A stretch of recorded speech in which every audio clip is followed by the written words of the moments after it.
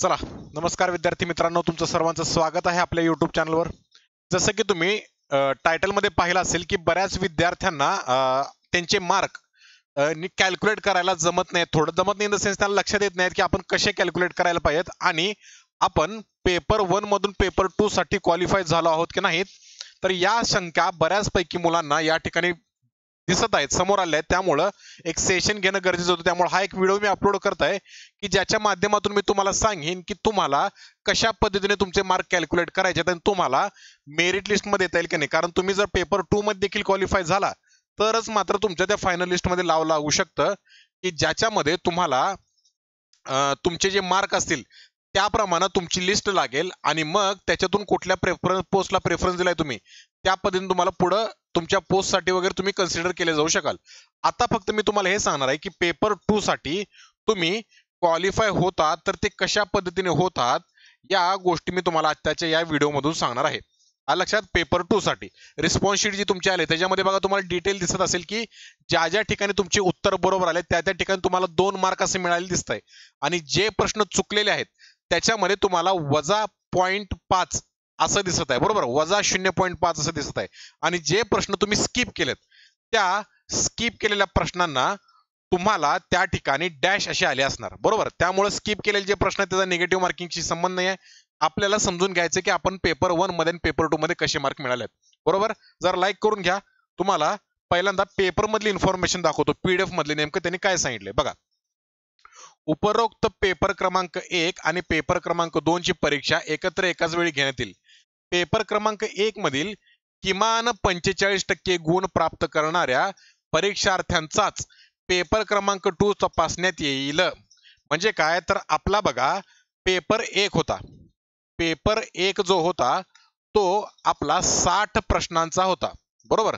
60 प्रश्न म्हणजे 120 गुण, 120 गुणांचा. आणि या 60 क्वेश्चनच्या किंवा 120 गुणांच्या 45% म्हणजे किती, तर मल्टिप्लाय बाय 45 भागिले 100. एका शून्याला घालवलो आपण तर 5 2 10 आणि 6 2 12, 5 9 45, 9 सख्ख 54. म्हणजे काय, तर तुम्हाला या 120 मार्कांपैकी 54 मार्क मिळणं गरजेचं आहे. मग बरेच जण असं चुकीचा अर्थ काढतायत की 27 प्रश्न बरोबर आले तर आपण क्वालिफाय झालो. तर तसं नाही आहे ऍक्च्युली. तुम्हाला एक उदाहरण घेऊन सांगतो बघा. मी जर समजा 120 प्रश्नांपैकी 10 प्रश्न स्किप केले म्हणजे सोडवले नाहीत, बरोबर. 10 प्रश्न मी सोडवले नाहीत निगेटिव्ह मार्किंग मुळे. मी सोडवले या ठिकाणी किती मोन्या प्रश्न, सॉरी 120 नको, तर 60 प्रश्न घेऊ. हे 60 प्रश्न आहेत. 60 प्रश्नापैकी 10 स्किप केले. त्यानंतर मी 50 प्रश्न सोडवले. 50 प्रश्न सोडवले, त्यातले माझे 40 बरोबर आणि 10 चुकले. अशी कंडिशन एक पकडून चला. 10 चुकले. बघा, मी 60 प्रश्नापैकी 10 प्रश्न स्किप केले त्यामुळे त्याचा आपला काही संबंध येणार नाही. मुख्य गोष्ट आहे आपण हे 50 प्रश्न सोडवले. या 50 पैकी जर समजा माझे 40 बरोबर आले आणि 10 चुकले तर कॅल्क्युलेशन कसं येणार, तर या ठिकाणी मी तुम्हाला सांगतो. पहिली गोष्ट, 40 प्रश्न जे बरोबर आलेत, 40 प्रश्न जे बरोबर आले त्याचे तुम्हाला मार्क किती मिळणार, तर 40 गुणिले 2 बरोबर 80 मार्क मिळणार. करेक्ट. 40 गुणिले 2 बरोबर 80 मार्क. आणि तुम्हाला या ठिकाणी 1/4 निगेटिव्ह मार्किंग आहे. म्हणजे 4 प्रश्न चुकले, 4 प्रश्न चुकले की तुमचा एका प्रश्नाचा मार्क जाणार. म्हणजे सरळ सरळ तुम्ही जास्त डोकं चालवतच बसू नका. तुम्ही फक्त काय करा, या 10 ला तुम्ही मल्टिप्लाय करा 0.5 ने. का, तर एक प्रश्न 2 मार्काला असतो आणि 2 मार्काचं 1/4 केलं, 2 मार्काचं 1/4 केलं की आपल्याला 0.5 मिळतं. त्यामुळे हे तुमचे मार्क झाले किती, तर हे मार्क झाले 5. कळतंय. मग पेपर 1 ला तुम्हाला एकूण किती मार्क झाले, तर बघा हे टोटल 80 मार्क. याच्यातून तुमचे हे निगेटिव्ह मार्किंग वजा होणार, 80 वजा 5 हे झाले 75 मार्क. 75 मार्क तुम्हाला मिळाले. लक्षात आलं का. म्हणजे तुम्हाला 120 पैकी 75 गुण मिळाले, जे जे तुमच्या या 54 पेक्षा जास्त आहेत. 54 पेक्षा जास्त असं निगेटिव्ह मार्किंग वगैरे कॅल्क्युलेट करून जर 54 पेक्षा जास्त जात असतील तर तुम्ही पेपर 1 क्वालिफाय केलेला आहात. आलं लक्षात? एकदम सिंपल प्रोसेस आहे. 60 प्रश्नापैकी 10 प्रश्न तुम्ही स्किप केले. 10 प्रश्न स्किप केले आणि 50 प्रश्न सोडवले. या 50 पैकी तुमचे 40 प्रश्न बरोबर आले आणि 10 प्रश्न चुकले. 40 गुणिले 2 कारण 2 मार्काला एक प्रश्न आहे. 40 गुणिले 2 हे झाले तुमचे बरोबर आलेल्याचे 80 मार्क. आणि हे जे 10 प्रश्न चुकलेत याला जर तुम्ही 0.5 न मल्टिप्लाय केलं तर तुम्हाला 5 मिळणार. हे 5 मार्क तुमच्या मिळालेल्या मार्कातून वजा करायचे. टोटल मिळणार 75 म्हणजे तुम्हाला 120 पैकी 75 मार्क मिळाले. एवढा साधा सरळ हिशोब आहे. हे सगळं निगेटिव्ह मार्किंग वगैरे कॅल्क्युलेट करून जर तुमचे 54च्या वर मार्क जात असतील तर तुम्ही पेपर 2 ला क्वालिफाय जाणार. म्हणजे तुमचा पेपर 2 चेक केला जाईल. ही पहिली गोष्ट. आता दुसरं झालं आपलं पेपर 2 च्या संदर्भात. व्यवस्थित बघा, एकदम डिटेल सांगतोय मी. पेपर 2 याच्यामध्ये तुम्हाला 40 प्रश्न आणि 80 मार्क आहेत. बरोबर. आणि या 80 मार्काचं 45 म्हणजे किती मार्क होतात बघा. 80 मार्काचं 45% इथली इन्फॉर्मेशन दाखवतो मी तुम्हाला. बघा पुढे काय म्हटलंय, वरील प्रमाणे तसेच पेपर क्रमांक 2 मध्येही परीक्षार्थ्याने किमान 45% गुण प्राप्त करणे आवश्यक आहे. म्हणजे पेपर 2 मध्ये देखील सेम क्रायटेरिया, तुम्हाला 45% पेक्षा जास्त मार्क पडणं आवश्यक आहे. बरोबर. मग हे प्रश्न बघा, आता आपण इथं म्हणूया किती तर 20 चोक 80, 20 5 100, 5 9 45, 9 चोक 36 म्हणजे 80 पैकी 36च्या वर मार्क मिळणं गरजेचं आहे. तरच तुम्ही फायनल लिस्ट साठी कन्सिडर होणार. आलं लक्षात?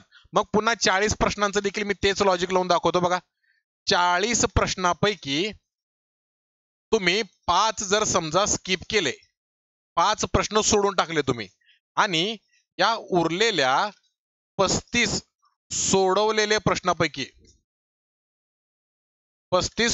प्रश्नापैकी जर समजा तुमचे 20 बरोबर आणि 15 चुकले, 20 बरोबर आणि 15 चुकले तर पुन्हा सेम तशाच कॅल्क्युलेशन करायच्या. तर बघा या 20 बरोबर आलेल्या प्रश्नांचं 20 गुणिले 2 हे झालं 40 गुण आणि या चुकलेल्या प्रश्नांचं 15 गुणिले 0.5 हे होणार तुमचे 15 5 75, 7.5 मार्क. हे 0.5 वर मला बरेच जण मुलं कमेंट करणार आहेत, पण हे कसं असतं, एक प्रश्न चुकला म्हणजे तुमचे 2 मार्काचा प्रश्न चुकला. बरोबर. 2 मार्काचे आणि 2 मार्काच्या 1/4 करायचं असतं. 2 मार्काचं 1/4 करायचं असतं, त्यामुळे ते 0.5 येत असतं. आलं लक्षात? त्यामुळे तुमचे पेपर 2 मध्ये मार्क किती झाले बघा, हे 40 गुण वजा हे तुमचे निगेटिव्ह झालेले 7.5 गुण, तुम्हाला या ठिकाणी मार्क मिळणार आहेत बघा 32.5. कळालं? तुम्हाला मार्क मिळाले 32.5 की जे 36 पेक्षा कमी आहेत. याचा अर्थ तुम्ही पेपर 2 मध्ये क्वालिफाय झालेला नाहीत. आलं लक्षात? एकदम सुटसुटीतपणे मी तुम्हाला गोष्टी सांगण्याचा प्रयत्न केलेला आहे. येते लक्षात? सगळ्या गोष्टी क्लिअर असतील तर मला एकदा सांगा. आपण काय बघितलं, पेपर 2 मधून पेपर 1 मधून पेपर 2 कसा क्वालिफाय करायचा आणि त्यानंतर पेपर 2 पण क्वालिफाय करण्यासाठी त्यांची तीच क्रायटेरिया आहे की तुम्हाला 45% गुण मिळणे आवश्यक आहे. या केसमध्ये आपल्याला 45% 80च्या म्हणजे 36 मार्क मिळाले नाहीत, त्यामुळं आपण या पेपरमध्ये क्वालिफाय झालेलो नाही. अशा पद्धतीने अर्थ घ्यायचा. आता पुन्हा इन्फॉर्मेशन बघूया. वरील प्रमाणे दोन्हीही पेपरमध्ये किमान 45% किंवा त्यापेक्षा अधिक गुण प्राप्त झाले तरच उमेदवारांच्या गुणवत्ता यादीत समावेश करण्यात येईल. म्हणजे कसं, तर साध्या सरळ सोप्या भाषेत तुम्हाला या 200 पैकी 90 मार्क मिळणे आवश्यक आहेत. 200 पैकी 90 मार्क. आणि जर तुम्ही दोन्ही पेपरमध्ये 45-45% क्रायटेरिया पार केला असाल तर हे आपोआप तुम्ही क्लिअर करता. आलं लक्षात? याच्यापेक्षा कमी क्रायटेरिया असून चालत नाही. अशा पद्धतीने आपल्याला ही सगळी इन्फॉर्मेशन दिलेली आहे. पुढं उर्वरित उमेदवार हे पुढील निवड प्रक्रियेतून बाद होतील व त्यांचा गुणवत्तेनुसार निवड सूची तयार करण्यासाठी विचार केला जाणार नाही. म्हणजे तुमची मेरिट लिस्ट लागेल, या मार्कांवरून मेरिट लिस्ट लागेल आणि मग तुम्ही कुठल्या पोस्टसाठी अप्लाय केलाय, तुम्ही इलिजिबल झालेला आहात का नाही हे त्यावर ठरणार आहे. क्लिअर? बघा, परीक्षार्थीने पेपर क्रमांक 1 आणि पेपर क्रमांक 2 मधील प्राप्त केलेल्या गुणांच्या आधारे गुणवत्ता यादी तयार करून त्या आधारे सामाजिक व समांतर आरक्षण विचारात घेऊन अंतिम निवड उमेदवारीची सूची तयार करण्यात येईल. आलं लक्षात?